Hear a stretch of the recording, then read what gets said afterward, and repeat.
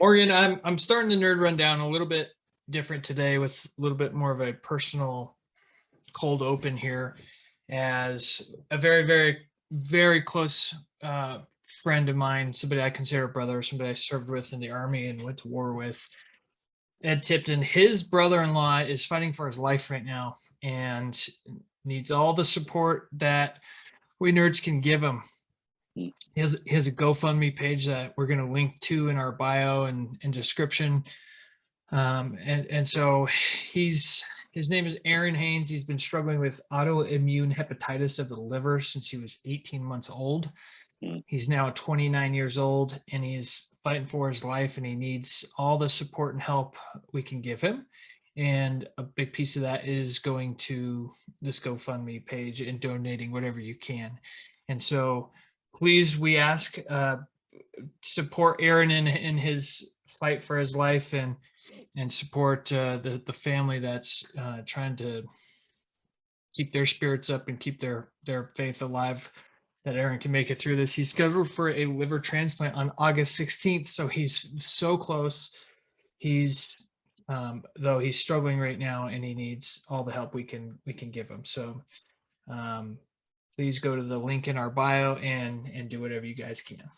Yeah, that's, the internet does bring, a lot of hate with it. But one of the nice things is you can do stuff like this where you can reach people that, you never would have dreamed you could help and do things for. So, right. I haven't met him, but, the family's in my thoughts and prayers, and, I'll do what I can to help, and hopefully everybody else goes to the link and helps too.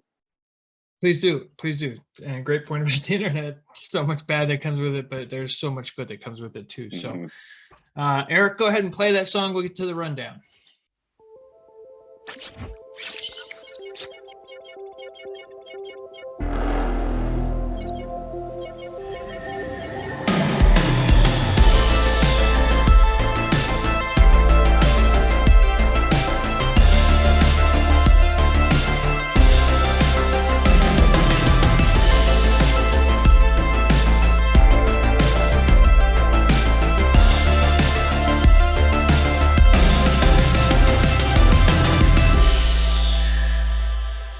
Welcome to the party, nerds. It's another episode of the Nerd Rundown podcast, where we cover the latest in the nerd world of movies, TV, and more. I'm your host, Aaron Stemple. Damn it, who put a question mark on the teleprompter? And with me today is our periodic guest host, Big Mark 3000, Morgan Santo.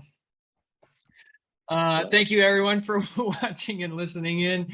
You can find us on social media and YouTube at the Nerd Rundown. You can listen to our podcast on all the major podcast services. Welcome, Morg. It's your first big stint as the co-host. How you feeling? I'm nervous. It's a lot of pressure. Yeah. Well, don't mess it up. Don't mess it up. No.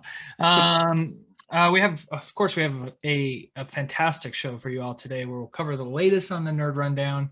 And we'll talk about our top 5 movie trilogies of all time. Very, very excited to talk about that. And then we'll answer some nerd questions.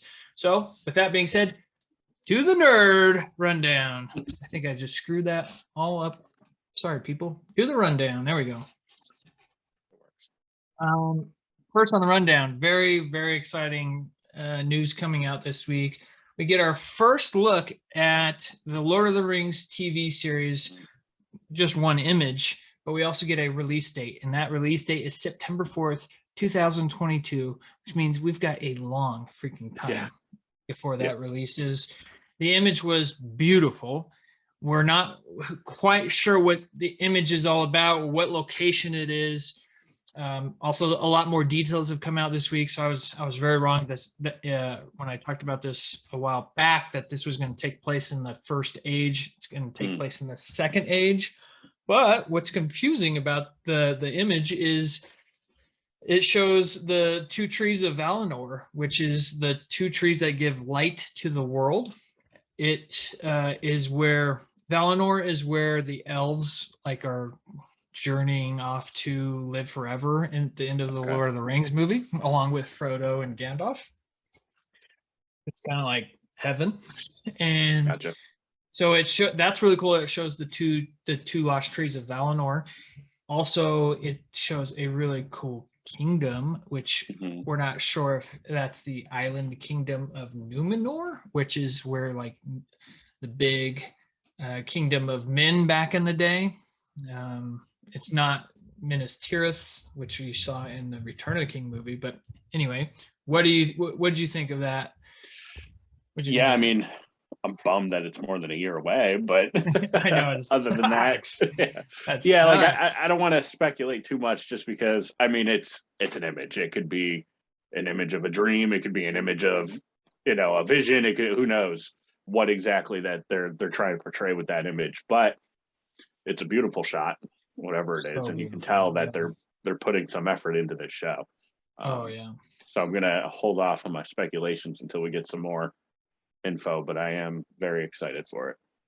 Yeah, it's the most expensive TV show ever made for one season. It's more expensive than Game of Thrones in all of its existence.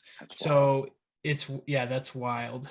I'm very excited. Hopefully they really pay good homage to the Lord of the Rings movies and to the Tolkien books. So looks like they're starting off on the right foot. So very excited for that. Yes.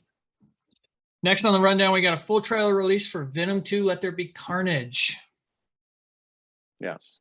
What did you think? I mean, I haven't seen the first one. I thought with a new full trailer on this one, I would be more pumped about it. But I haven't been able to get into it. I mean, some of the stuff is really cool. I love Carnage. I'm really hoping that they do right by Carnage. He's a crazy great villain. Woody Harrelson looks like he's in Woody Harrelson form. Right. Just the whole Venom character I can't get into for the movie. What'd you think? Yeah, I mean, I liked this trailer more than the tease or the first trailer they did. This one gave me a little more hope for it. Now, I don't know. I just don't like the way Tom Hardy does the Eddie Brock character. Something about his accent it just annoys me. Yeah, his accent is weird. So I know that's just a stupid little thing, but I like Woody Harrelson.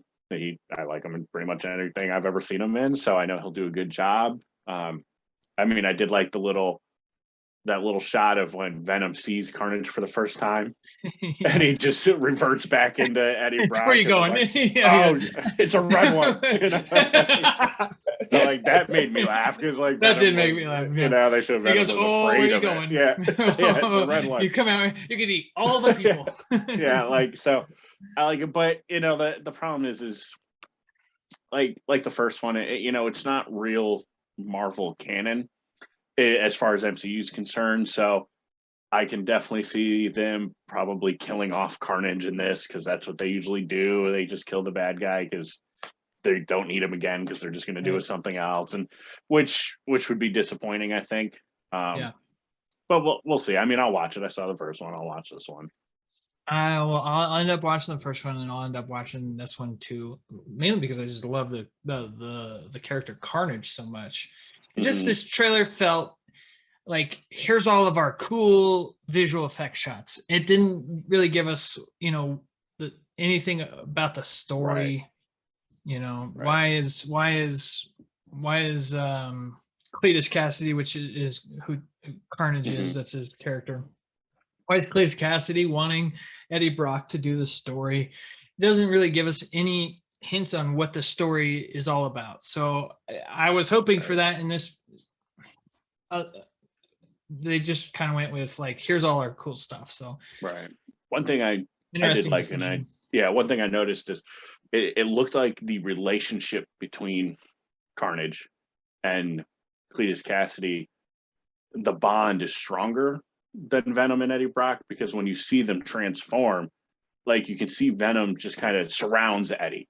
Whereas with the Carnage, it looked like he was really like him, like his body was actually changing versus just surrounding him like a suit, which I thought was kind of neat. So we'll see. That's a really good point. Yeah, it's like kind of like the duality of Venom and Eddie versus like they are one. They are as one. Carnage. Like, they're just crazy. So and Carnage has long range weapons, which gives him an advantage. So we'll see how it all plays out. Yeah. Keeping my expectations low on that one, which usually works out for the best. So we'll see. Next on the rundown, another teaser for Stranger Things was released. Didn't give us all, maybe even any new footage, but what it did show is that it's going to be released in 2022. It didn't give us a date, month, or day. Just said 2022. So hopefully that's like January 1st, because I'm just jonesing for this season to come out. But it showed flashbacks of all the previous seasons and the music, and just seeing all those cool shots from the previous seasons you got me. It was enough to get me excited. I think there was a brief flash of this season. Yeah, just a few stills. Yeah, not much. Yeah, but very excited. Just give me more Stranger Things. I could watch Stranger Things every day of the year. Very excited, but it was the big news of 2022, so nothing this year. Do we know? Have they announced is this set like right after the events of the last one? Do we know? We don't know anything. Okay. I wouldn't be surprised if they did a time jump. Those kids are growing like crazy. You can just even see Finn Wolfhard in the Ghostbusters trailer, how much older he's already looking. So I would think they'd have to do a time jump of some sorts. But there's no threads from the previous season that is like they have to pick it up from right there. So Hopper's in Russia. They could keep him in Russia for years if they wanted to. So we'll see what they decide to do with that. I'm very excited about it. It's just, I mean, there's a great series. So there's only been one episode of Stranger Things. I was like, what is that? And that was a very common, very common episode that people thought about. So 2022, no, not 2021 for Stranger Things. Unfortunate news, but a little bit of light at the end of the tunnel on that one. Next on the rundown, we got a trailer for FX's, the TV network. I know people don't really watch TV a whole lot these days, or at least they don't watch TV network stuff. It's all streaming. But FX, Why the Last Man, and very impressed by this trailer. I thought it looks like it's very well done. I did not like the movie that was released. I think it was late 2000s. Yeah, something like that. It was not good. And so the way that this one looks a little more gritty, which it should be because it's the end of the world. And the story of it is all of a sudden every mammal, not just humans, every mammal with a Y chromosome dies. And except for one, and it's the main character and his buddy monkey. And from there, whatever happens. I didn't get a synopsis on the show, but I think it looks really cool how they did it. Again, they made it a little bit more gritty. And so, what did you think? It's got Diane Lane, pretty big name actor for the show.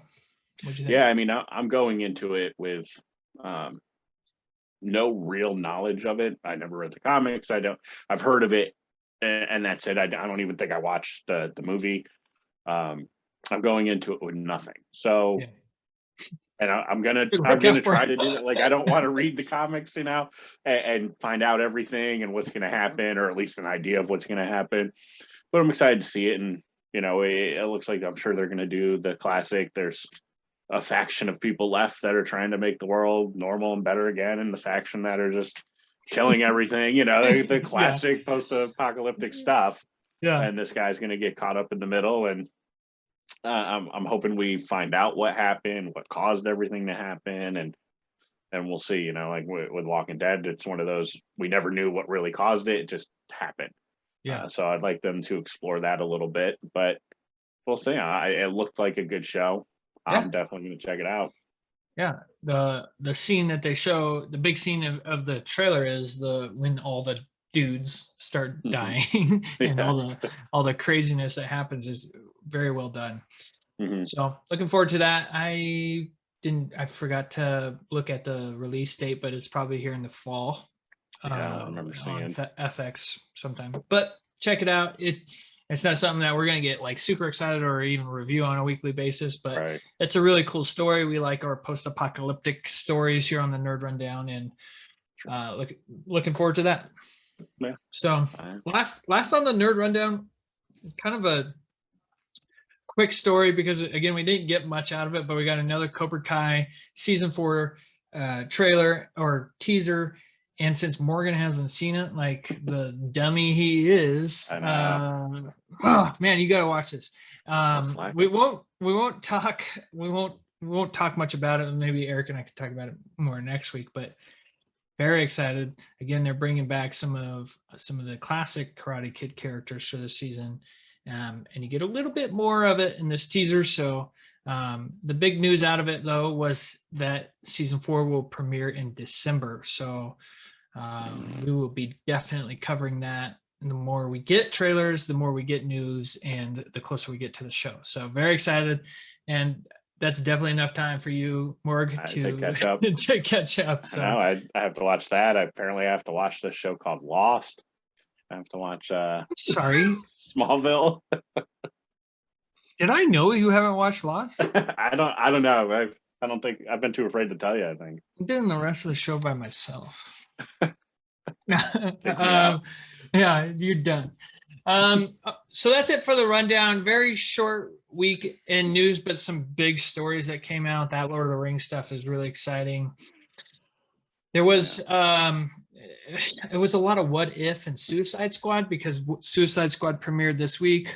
I've watched some of it so far. I'm loving it. It's very, very fun. It's so funny so far. And What If premieres next week. Some of the stuff coming out for that has been awesome. It's getting really good reviews, and it's tying into the MCU. So definitely gonna have to watch the What If series as well, starting next week when it comes out. Before you're done with the Nerd Rundown, do you think we'll get a Spider-Man trailer at all? So we talked about this. Was that earlier this week when you asked us? I think in the group. I mean, I don't understand why people are just dying for a trailer. Mm-hmm. You know, I mean, people are like, movie theaters are starting to put up fan-made posters because they're not getting any marketing. It's like, you guys know this is Spider-Man. People are going to go see it no matter what. Right.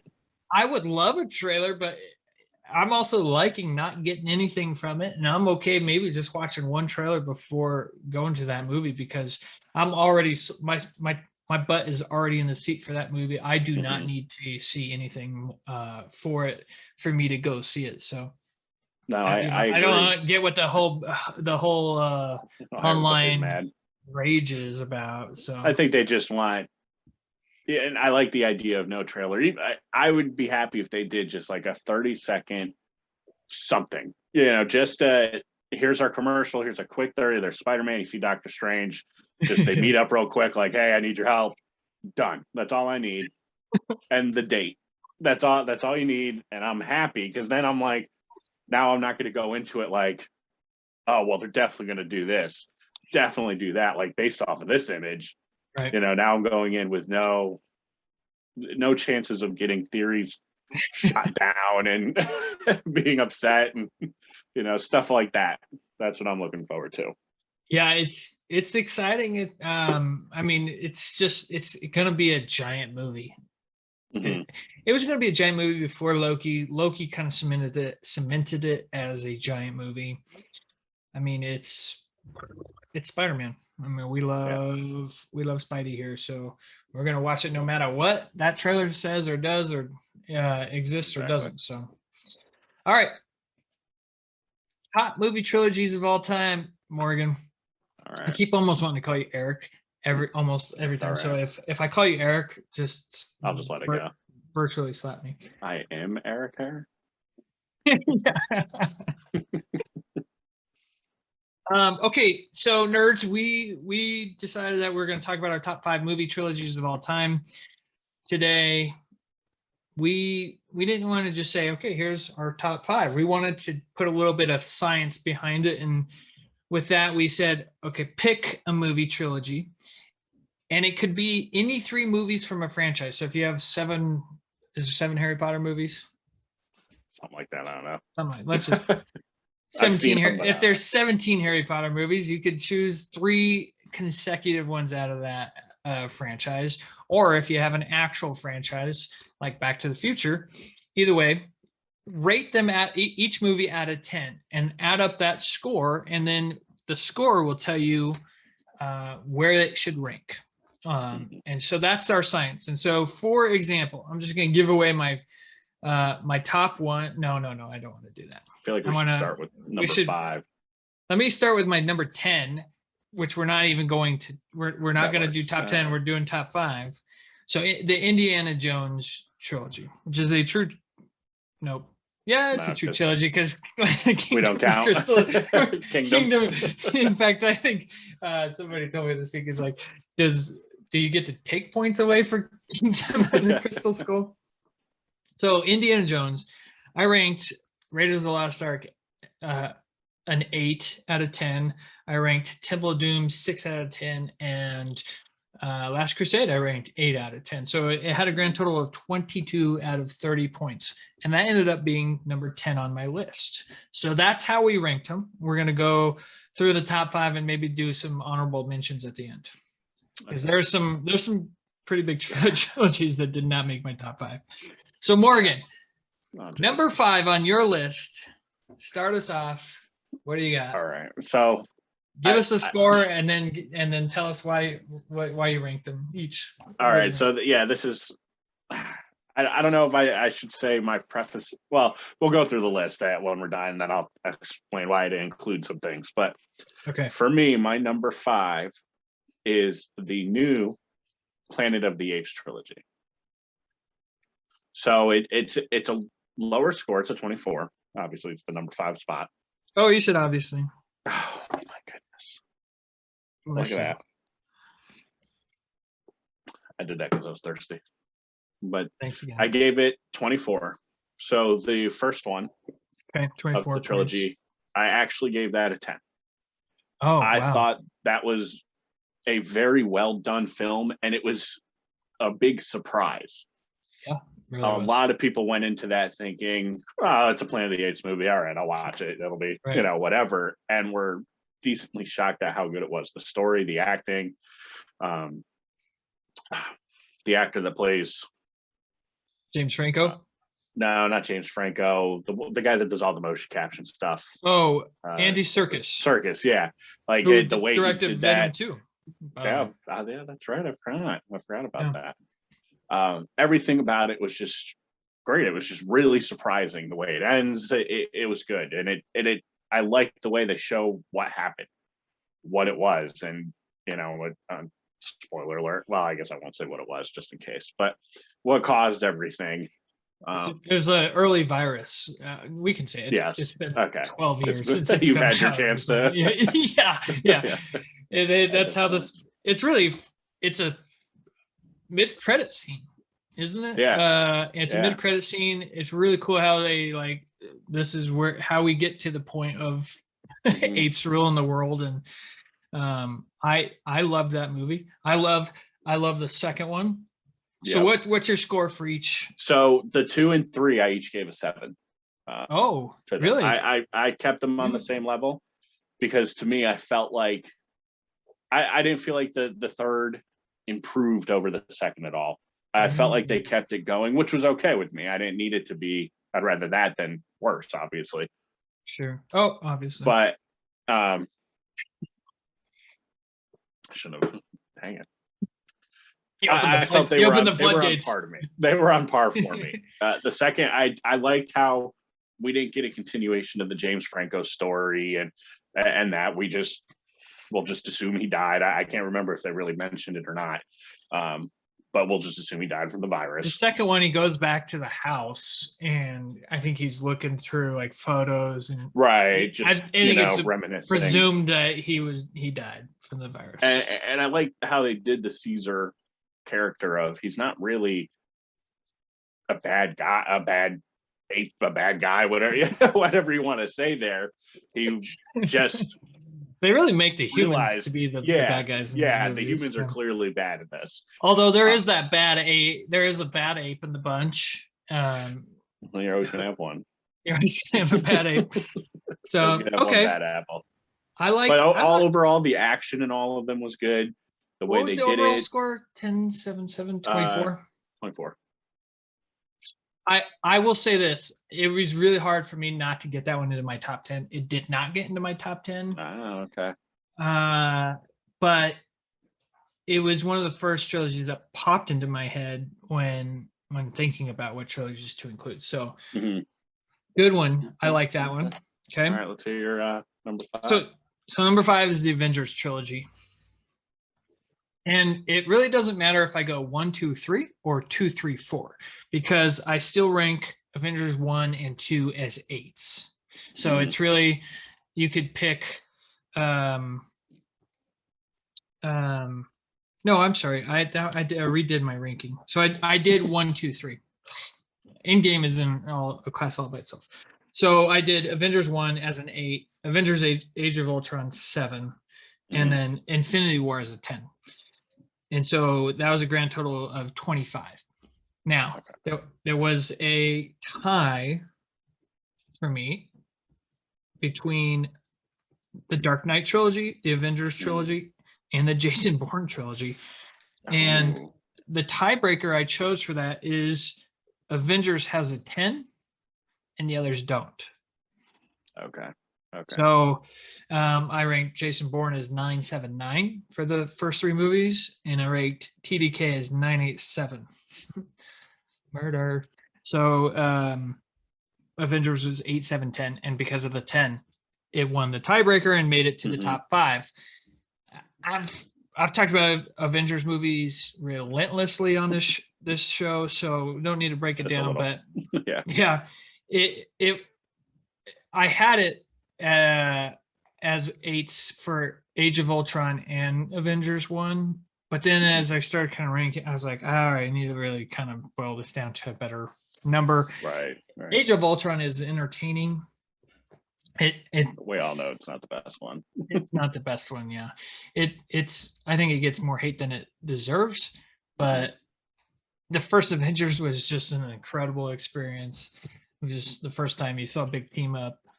Infinity War is one of the best superhero movies ever made. The pacing on that, the action on it. Yeah, the Thanos is the greatest villain. So it's for like a 2.5-hour movie. It flies. Yeah, I feel like there's only 5 minutes of like sitting down and having dialogue, and then it's just nonstop.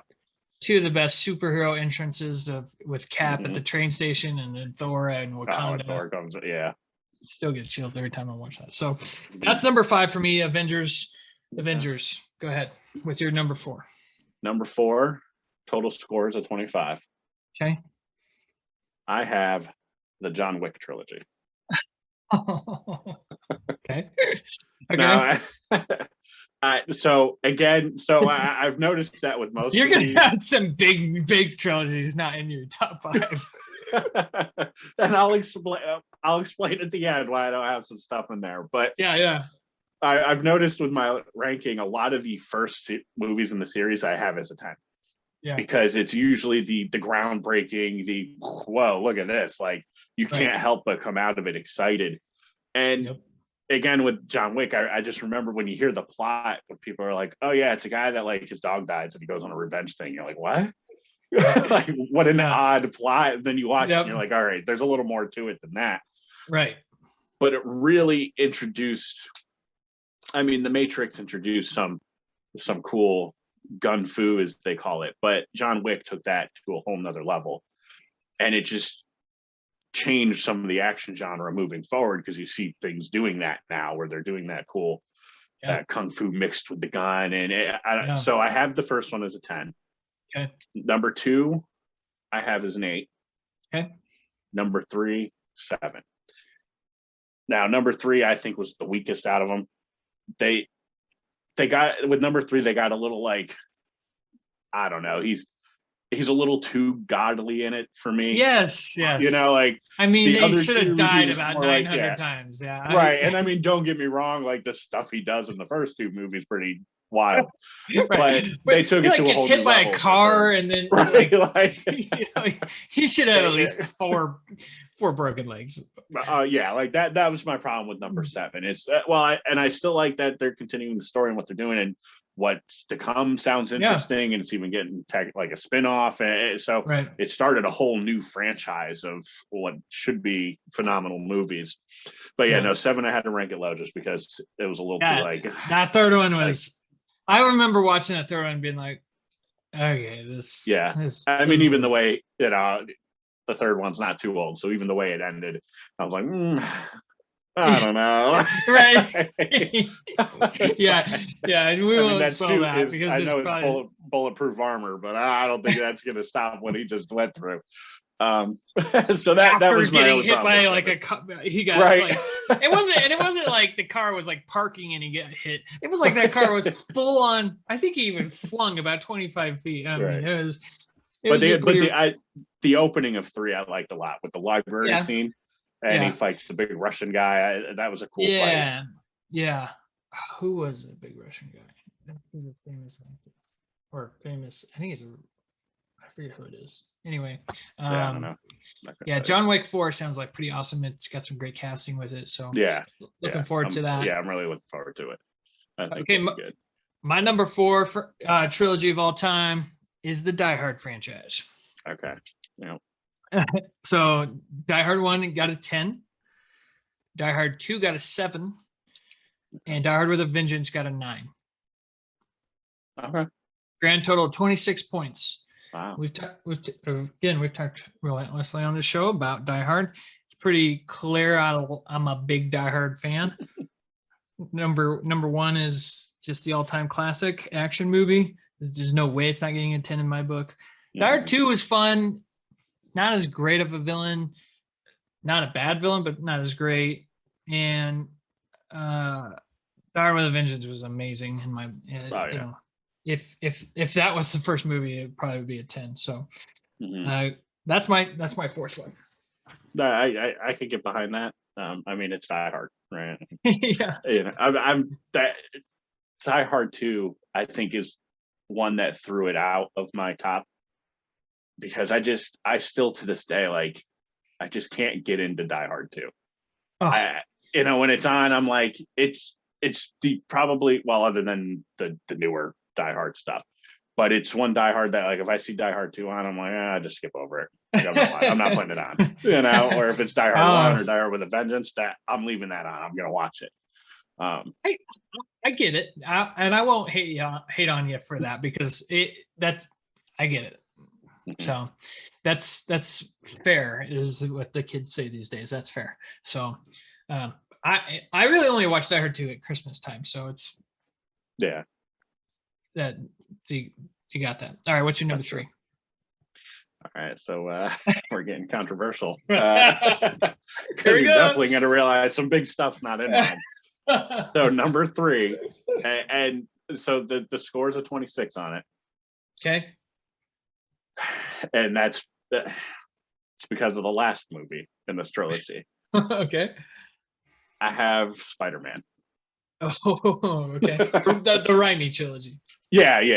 Sorry. I mean, if we had the third Spider-Man already, this would be in my top 3 of the new Tom Holland Spider-Mans. But so the first and second Spider-Man I have as 10s. Oh wow! I know. That's pretty high scoring. I could see your face. Very high scoring. Well, I'll tell you what my score is for. But go ahead. The third I actually have as a 6, with just above par. So the first one, I mean, it just. I feel like it really. I know Blade technically kind of launched the getting into comic stuff, but I think the Spider-Man movie and X-Men, but I think the Spider-Man movie. But Spider-Man took it to the next level, right? For sure. Took it to the next level. I'll never forget going to theaters to see it. It was just great, and the story was good. The second one, I love Doc Ock. My only gripe with these movies is, again, spoiler alert. No, I hate how they kill the villain. Because that's just Not yet. Or but do they? Because Doc Ock is confirmed to come back. Haven't seen the trailer yet. I don't know.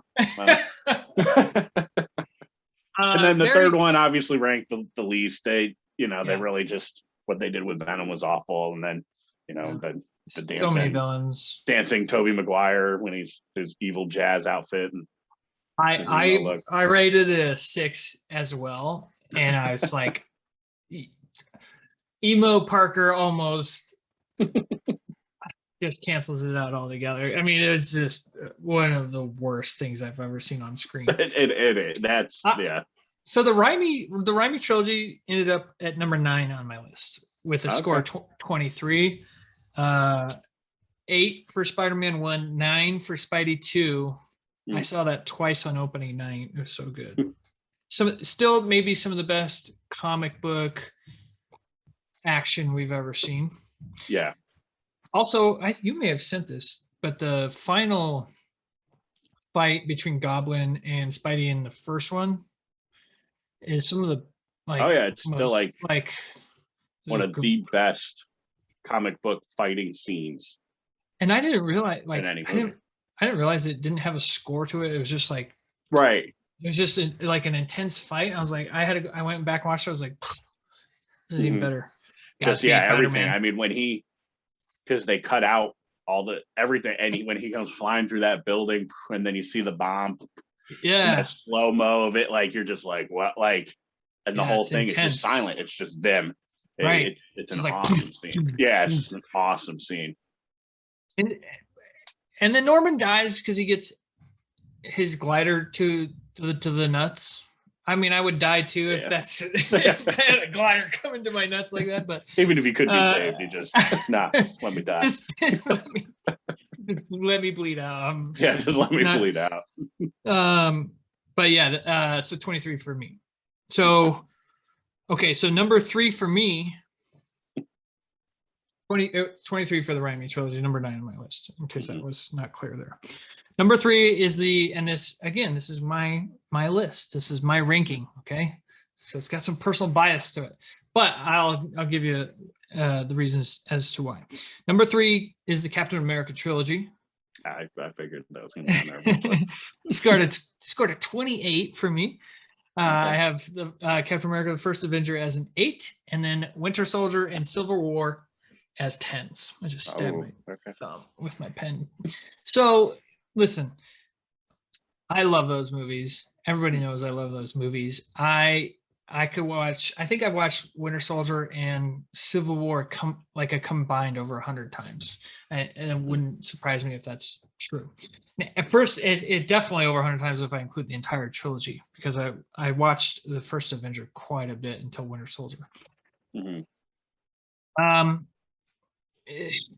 Again, personal bias, but I don't think I'm going to get too much blowback on the Winter Soldier being ranked that high, and Civil War too. I mean, those are two awesome superhero movies. So total score 28 for me.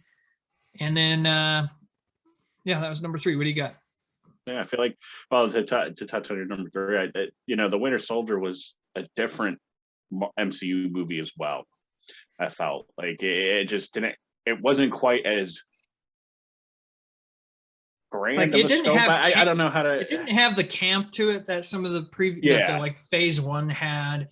It didn't have.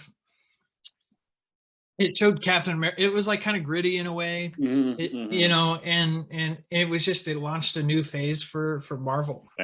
After the Avengers. So no, I'm with you on that one. I think that's good scoring. Yeah, I do not have it in mind. So as you said, I think it's the best superhero trilogy of all time for a singular superhero, and that means I think it's better than the Dark Knight trilogy, which didn't make my top 5 either. So go ahead. Now, as you stated, a lot of these have our own personal biases and opinions. If you put Fast and Furious in I will say I did have some Coronas yesterday, and I felt just like Dominic Toretto. My number 2 with a score of 27 is the Dark Knight trilogy, the Batman trilogy. So the one that didn't make your top top 5 I have is my number 2. Yep. So number 1 I've got as a 9. Okay. Batman Begins as 9 out of 10. Same as me. That's how I rated it. It launched, obviously, it launched a great Batman franchise, that. And it gave, at the time, some hope for some DC movies. Well, and remember, like the previous Batman movie was Batman and Robin, and we for a while we thought we'd never get another Batman movie ever again. So it brought Batman back to the big screen in a good way. Yeah. There was none of that, stay cool and the cheesy one-liners from Arnold. And what happened to the dinosaurs? The Ice Age, none of that. That card, never leave the Batcave without it. No Batman boots that when you tap them, ice skates come out, which makes you question because they're doing a lot of kicking. You think those things would have just popped out at some point. But you gotta Dorothy it. You gotta tap your heels together. that was so ridiculous. The Bat credit card was the worst. So the Bat. You gotta have the Bat credit card. Never leave the Batcave without it. Never leave the Batcave without it. We probably should have never gotten a Batman movie after that ever. We didn't deserve it. I'm shocked that we did. I think, thankfully to Marvel and everybody else, they're like, all right, we got to give comic book movies are where it's at. Let's give Batman another try. And thank you to Christopher Nolan DC, for doing it right. Yeah. Number 2 I have as a 10. Okay. It is one of my all-time favorite superhero movies. Obviously Heath Ledger's performance, fantastic. You said obviously. I love it. But isn't that one true? Eric saying he's obviously older, you let that one slide. I drank out. I definitely drank for that one. But no, his performance, I'm drawing a blank on his name, Two-Face. I can't think of the actor at the moment, but he was great in it. That's gonna really bug me because I know. I can never remember this guy's name. For some reason, butt chin. He's got a big old butt chin. Yeah, butt chin. They even replaced Rachel, and it didn't bug me. It didn't really. Like it didn't faze me. Even though I feel like they replaced her with a lesser actress. But yeah. No offense, Maggie. But I know what you mean. And then number 3. So I get a lot of flack for this. I have as an 8. I like it. I like it a lot more than most people. I thought it was still good. I liked Bane. I feel like I'm one of the only people that had no trouble understanding him. I like Bane. And what he was saying. And he wasn't the big hulking monster that he is in the comics, but that wouldn't have made sense for this trilogy because that's not what it was. It wasn't that. Okay. He was, I could get behind it, what he was. And it was an end to Batman, which I liked. It was the trilogy's over. Okay. That's something I liked about it as well. It wasn't just what's going to come next? Well, nothing. Sorry. We have no plans of doing any other movie, but we're going to leave a cliffhanger of, we're going to do more, but we never will. I mean, they teased a little with the Robin thing. That could have been better, but no, overall, I give it an 8. I would have preferred Harvey Dent, spoiler alert, not dying at the end of the second one. But I think also at that time, there was no plans on Heath Ledger, unfortunately, passing away. Yeah, early in his life, because I'm sure the third one. Yeah, they would have done a lot more with that. But I think what they did was good. Yeah. Okay. I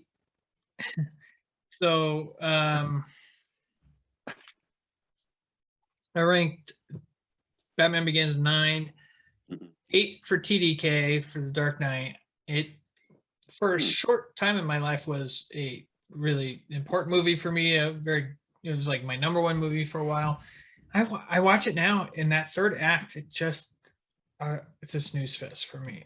I think the first 2 acts are incredible and some of the best superhero movie making ever made. But some about that third act, it just doesn't hold up for me. And I rated the third one as a 6, which is very interesting to me because I actually think I enjoy watching that one more than The Dark Knight. And so then why a 6? I don't know. It's really strange. Like there's just maybe I shouldn't say I enjoy watching it more than TDK, but there's some decisions made in that third one that just baffles me.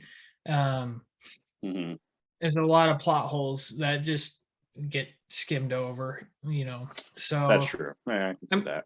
Maybe the best honest trailer of all time is the honest trailer for The Dark Knight Rises. And it hits all the right points.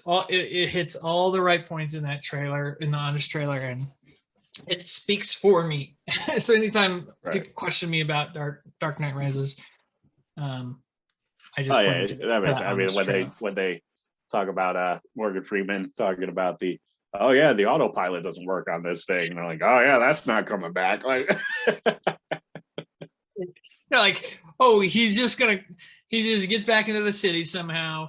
He has time to make a gasoline painting so that it gets lit on fire. It's just, there's some it's got the worst death scene in any movie with Talia al Ghul. That is bad. She just goes. That was.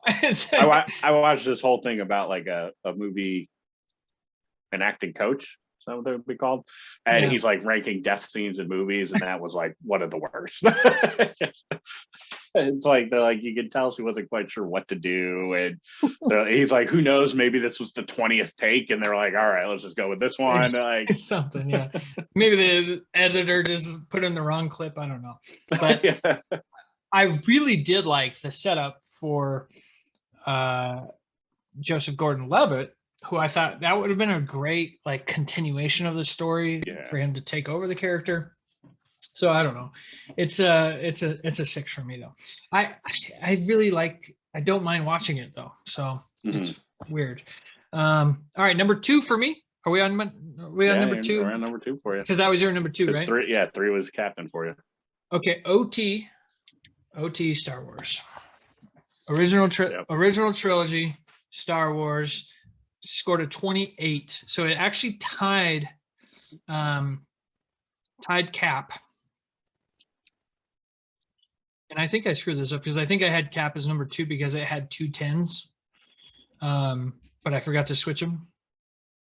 So just know that Captain America is number 2 and Star Wars is number 3 for me. But okay, so Star Wars is actually number 3, not Cap. I mean, quite honestly, Star Wars is probably still number 2 because it's Star Wars. The original trilogy changed my life. It really did. It was a life-changing event as a young kid. My dad used to quote Star Wars all the time growing up, and I never got to watch it. And I remember the first time I watched it, it was just mad. My life was automatically different. He quotes the wrong Star Wars. He does a really good Yoda impression, and he goes, so you want to be a Jedi? And I heard that growing up. I always, yeah, well, that's my impression. And so I remember watching Empire Strikes Back as a kid and just waiting for that line, and then the line never came. It never comes. And I go, Dad, what happened to that line? He goes, oh, I always just say that. Anyway, it's a line they should have added. Yeah. I don't know. He probably said something like, is it not in the movie? But yeah, OT Star Wars, it's clearly a much bigger franchise than Captain America by himself, but it's a world-changing event. It's safe to assume Empire Strikes Back was the one rated the worst, right? Absolutely. So here's the ratings: 9, 10, 9. Yeah. 4, 9, 10. No, man, I screwed that up.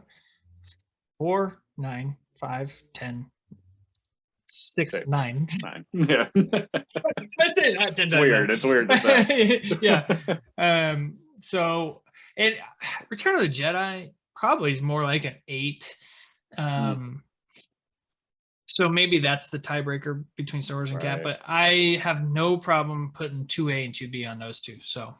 Okay. Yeah.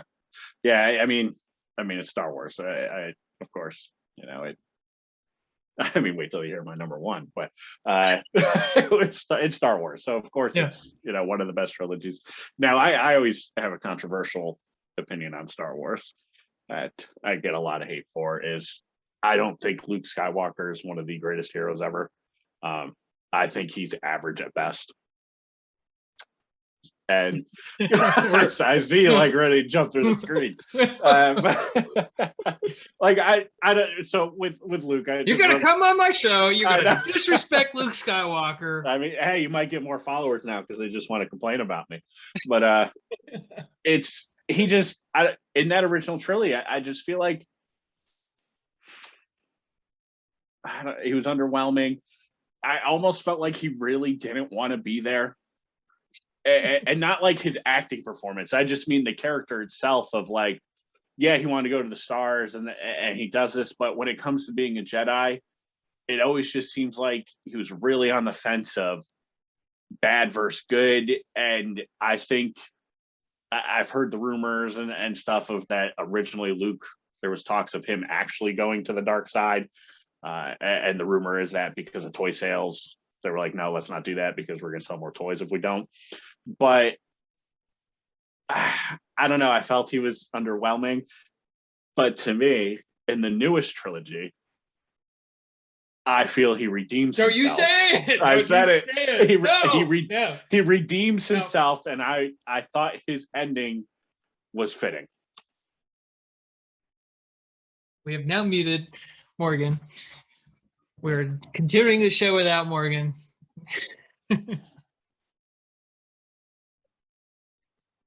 Anyway, but that's, like I said, that's my controversial opinion on Star Wars.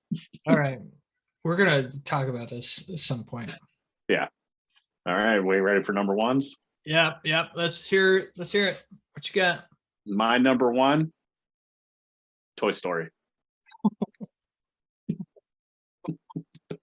Okay, I'm not going to argue anything about Toy Story because it's insane. It's an insane I gave trilogy. It a score of 30, 10 across the board. I think Toy Story. I can't wait to hear your honorable mentions. Every single one of these is a phenomenal movie. The voice acting's perfect. The story's always great. I mean, the third one, talk about emotion. Like, I'm sitting in the theater, like, so good. I'm sitting in the theater, like, pinching myself and like trying to distract myself because I'm like, I can't sit here and bawl like a baby in the theater watching this. And it's so you know, the two scenes, oh my God, when they're just the toys hold hands because they're just like, well, we're dying.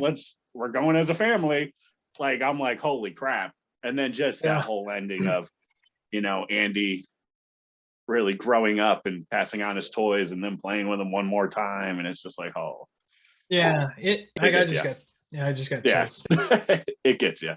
So every single one of them's a 10 for me. I would put number one as a 9. Number 2 is an 8, and number 3 is probably a 10. Mm-hmm.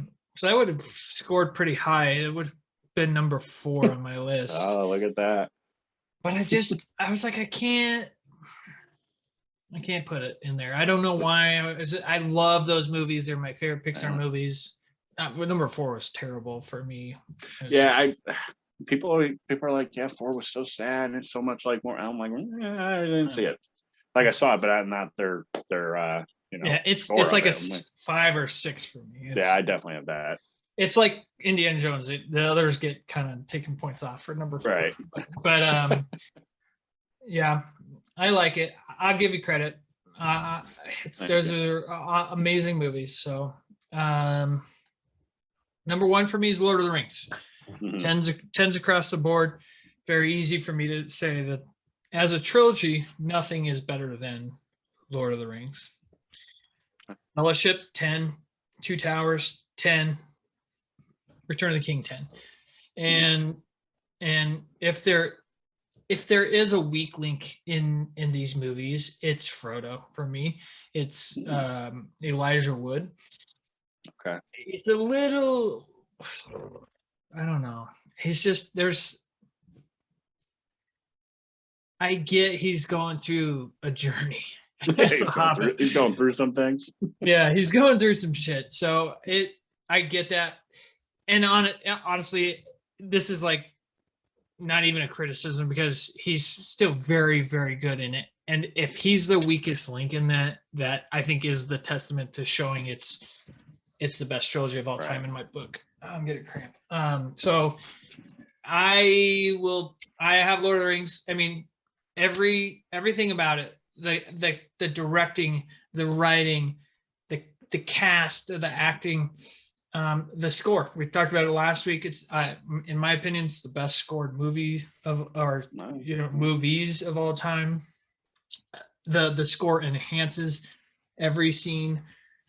So Lord of the Rings for me.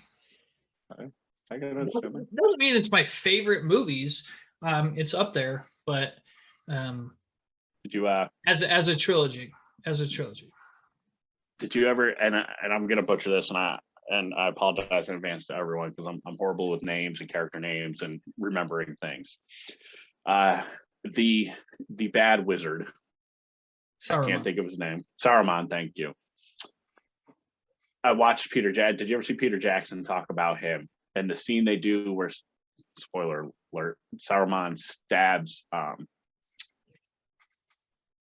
the one guy in the back. Gandalf? He corrupted the king. Oh, yes, Theoden. King Theoden. Yeah, and he stabs him in the back, and so Peter Jackson, he's like, yeah, I remember doing the scene with him, and I'm giving him pointers and telling him like, all right, you stab him in the back, and he's like, and then you're gonna make the note you're being stabbed in the back, so you're like, doing like that, and the actor that plays Saruman goes, well, that's not what it sounds like. Christopher Lee, he's like, that's not what it sounds like when you stab somebody in the back. Peter Jackson's like, what? And he's like, then I remember Christopher Lee had a life before this where he worked for the British government and he was like a quote unquote Secret Service guy. And he's like, yeah, no, it's more of like and your air's gone. So Peter Jackson's just like, I was like, well, I'm not going to argue him because he probably knows. So it's like, yep, all right, go with that.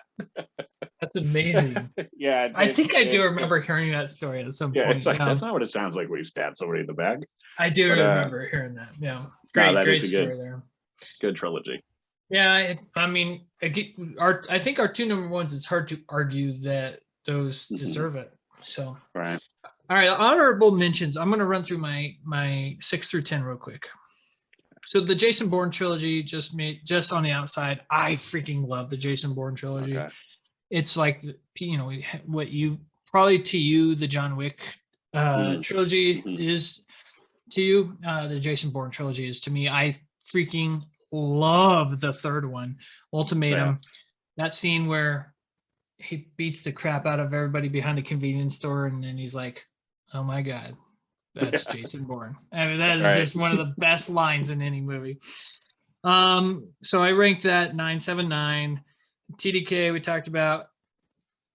Now this is one that really hurt me. Number 8 on my list was Back to the Future.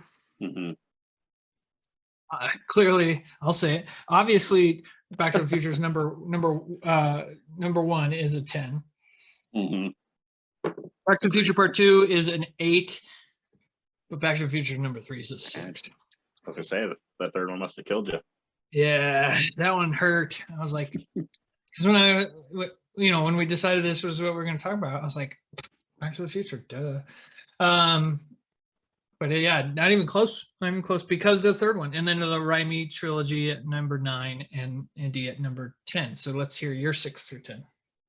Yeah, so I'll say my 6 through 10. I don't have an order to them. All right. These are going to be my. All right, so I'll just so I want to point out. So Lord of the Rings and Star Wars, I don't have on my list directly. Just because you're gonna meet you. they're fantastic trilogies, but to me, I feel like they are also trilogies that are considered by everybody easily within the top 5 of everybody's list, right? You can't go wrong with Star Wars and Lord of the Rings. They're fantastic. They're great trilogies. So to me, I kind of wanted to look for something that isn't a common, well-known. Everybody's like, well, yeah, that's a top 3, obviously. And I said it, but I think we can all agree. I'll drink. But I have some of the ones that I done in that Matrix. Yep. Third one again, ruined it for me. Yeah, yep, it's a groundbreaking. Really brought it down. Groundbreaking. What they did with it was amazing. The Indiana Jones series, I have that. Pirates of the Caribbean.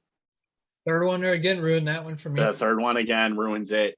Back to the Future. One that I had on here that I was debating, I was going through it. I'm like, Evil Dead. It's a pretty solid trilogy. you like that kind of, yeah. I mean, they're good. The third one's hilarious. The second one's funny. Like, you can tell that's the way they decided to go with. The first one tried to be serious, but the first one's the weakest of the trilogy that I had on there. And of course, like I said, Lord of the Rings, Star Wars. Okay, respect to you for not putting your typical nerd stuff on there. That's I tried to think around it. I get it. And Star Wars and Lord of the Rings these are two things that I have to put at the top of my list. Mm-hmm. I guess no, it's nothing wrong with that. And Cap, of course. Yeah. And Die Hard. Well, Die Hard, yeah, I had Die Hard. And Avengers. Yeah. Those are like my 5 favorite things in the world. Right. Cool. All right. So all credit to you, Morgan. You're the one who came up with this theme. I had a blast putting it together. Yeah, it was tough. Really ranking these trilogies. You nerds out there, rank your trilogies and send them to us. We'd love to hear what your thoughts are on our lists and on your own lists. So with that being said, let's get to the nerd box. We have one question and then we'll wrap it up and get on with our lives. But this question comes in from a fan who I'm really sorry that I'm gonna probably not pronounce your name right. Also, I remember seeing your question and now I can't find it. So from memory, this is as best as I could say it. Slack it. So Elkin Sanyev asks, what role would you choose to be for a movie? Director, writer, producer, or actor? What do you think, Eric? There it is. There it is. You went almost the whole show. Yeah, I'll drink. I think you have to drink for that. Man. Oh.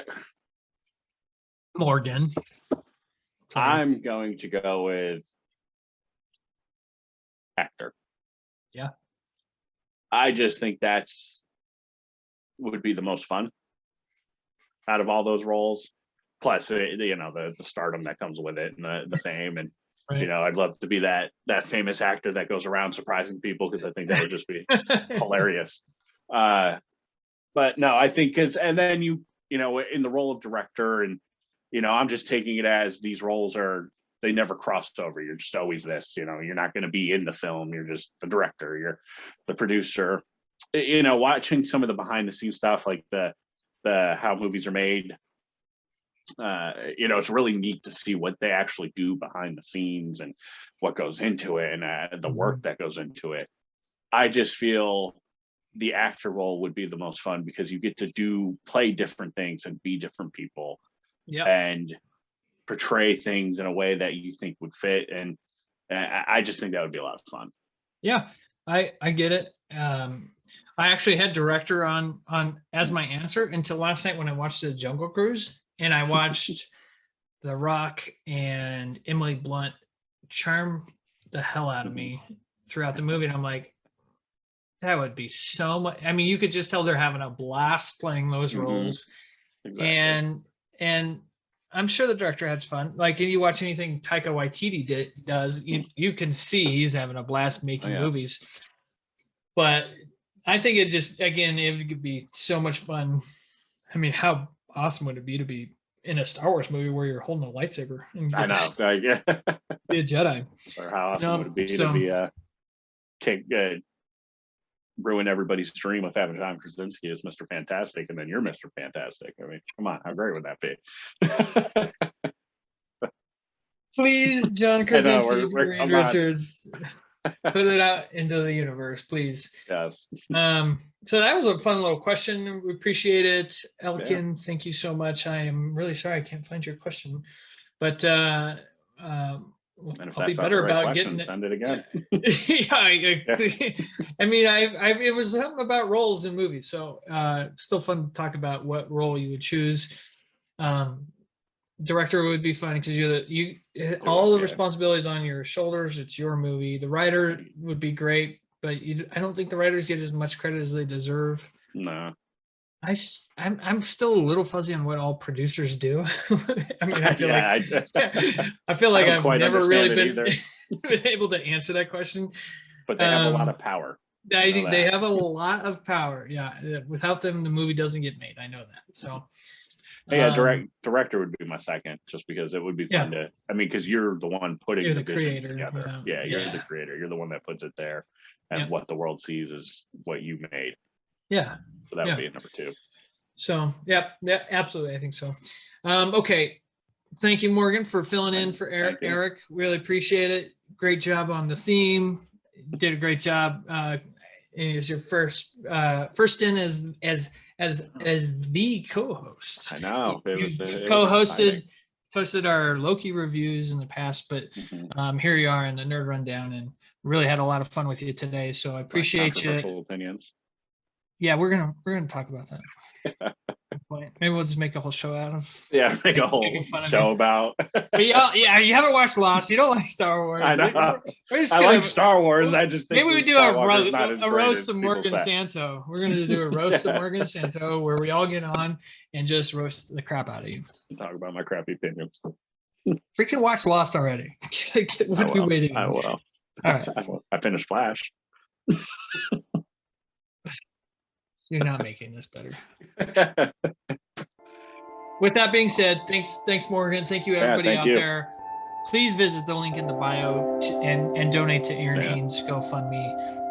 He's really fighting for his life, and we wish him and the family all the best. And with that being said, we'll see you next week on the Nerd Rundown.